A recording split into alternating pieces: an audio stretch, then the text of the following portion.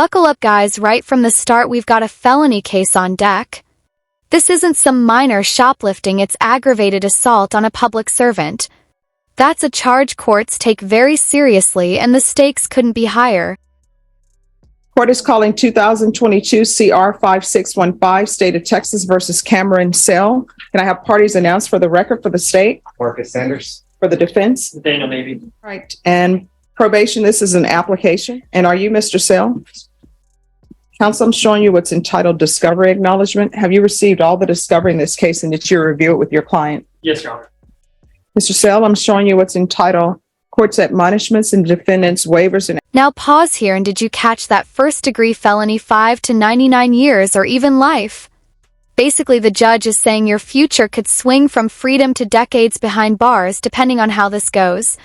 What would you be feeling right now if you were in Cameron's shoes? Affidavit of admonitions. Did you review that document with your attorney? Did you understand it? Did you sign it in all the appropriate places?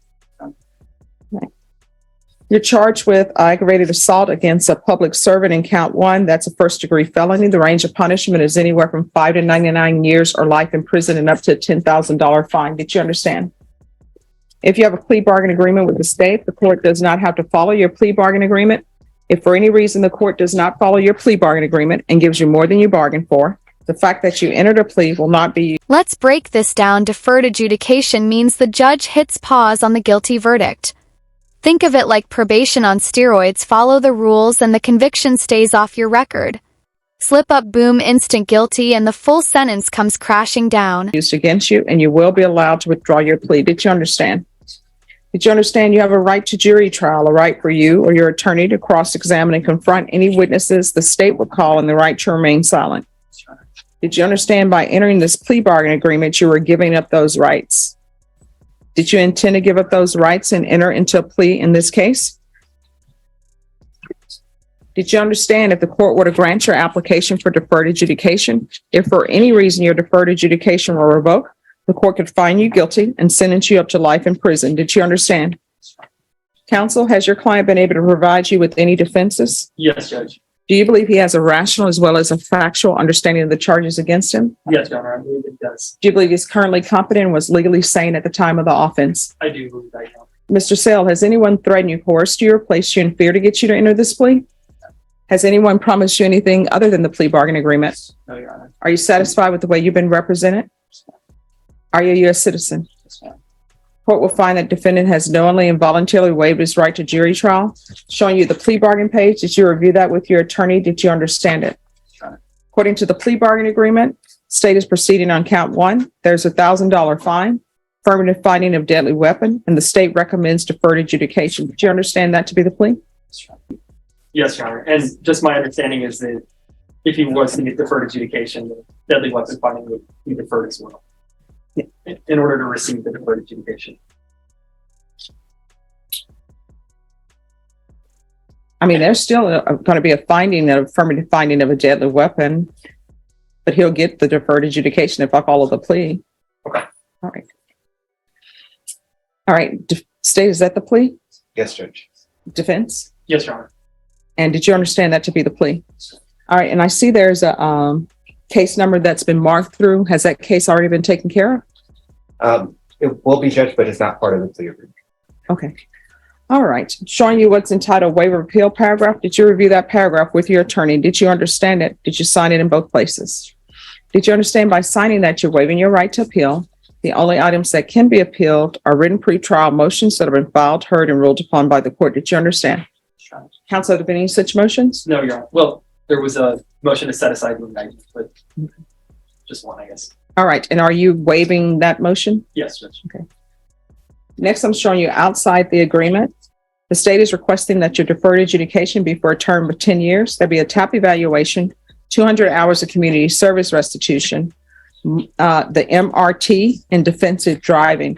Did you understand that those were recommendations from the state and the court does not have to follow those recommendations? Then to the offense is charged in count 1. How do you plead? Guilty, not guilty, or no contest? State, any evidence? Yes, Judge. State out for State's Exhibit 1 and its attachments. No objection. Mr. Sell, I'm showing you what's entitled waiver and consent to stipulation of testimony and stipulations. Did you review that document with your attorney? Did you understand it? Did you sign it in all the appropriate places? Yes, Your Honor. Again, did you understand you have a right to jury trial, a right for you or your attorney to cross-examine and confront any witnesses the state will call and the right to remain silent? Yes, Your Honor. Did you understand that today the state will be presenting evidence in the form of witnesses' statements and police reports, but most importantly, there will be no live testimony? Did you understand? Court will find the defendant has. Here's where it gets interesting. His defense is bringing in mental health records. Anxiety, ADHD, depression, even possible autism. This isn't just about punishment anymore, it's about whether the court sees him as a young man who needs structure and help or as a danger that needs to be locked away. Knowingly and voluntarily waived and consented to stipulation of testimony and stipulations. Court will accept into evidence states exhibits 1 and attachments and review the same.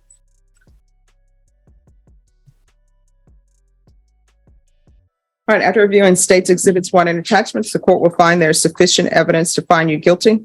Court will defer finding of guilt if you apply for deferred adjudication. Are you proceeding with sentencing? We're fine proceeding with sentencing, Judge. Anything you wish to say on behalf of your client?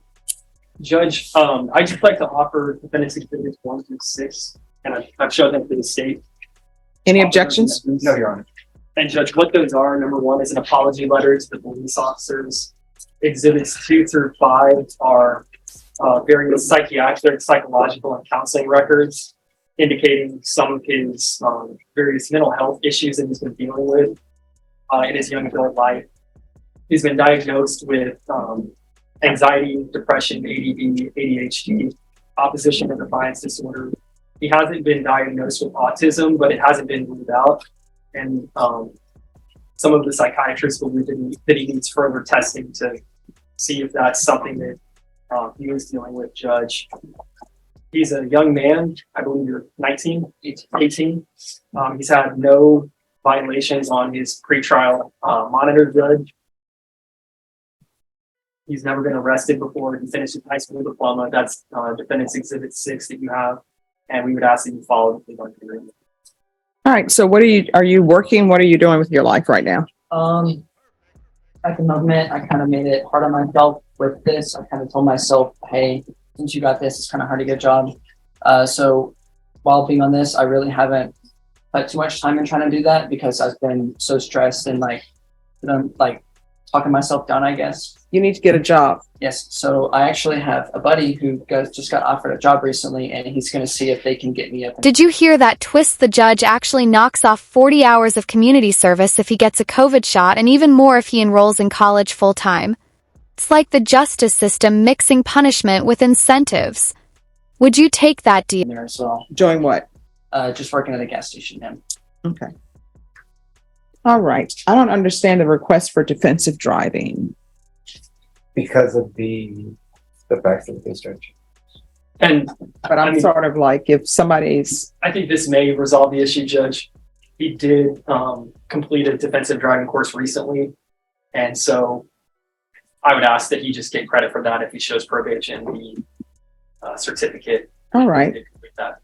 10 years deferred adjudication, defensive driving. There's $1,000 fine that will be probated. Do you have any children? Right. Anger management. No, I mean, I'm assigning anger management courses. You're asking questions, sorry, Judge. And that's based upon the exhibits that's been presented to the court. There's an affirmative finding of a deadly weapon. 200 hours of community service restitution. 40 of those hours will be waived if you provide proof of the COVID vaccination. The court is not requiring you to get the COVID vaccination, but if you do, 40 of those hours will be waived.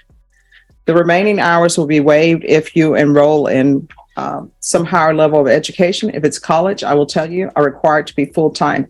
So if you plan on enrolling to college, the court will not waive the remaining of the community service hours unless you are taking at least 9 hours per semester, or if you are in a trade school and obtain a certificate. There's to be regular. And that right there is classic judge tough love. No freeloading. Work or school, no excuses. Judges, no structure can make or break young defendants, and here the message is clear: sink or swim, it's your choice. Regular reporting, regular UAs. If you're drug tested today, what are the results going to be? What are you going to be positive for? And what else? All right. Marijuana is not allowed. You understand? We're going to do the testing for levels. Proof of employment within 30 days. There's to be no employment as a home healthcare provider or with minors. There's to be no unsupervised contact with minors.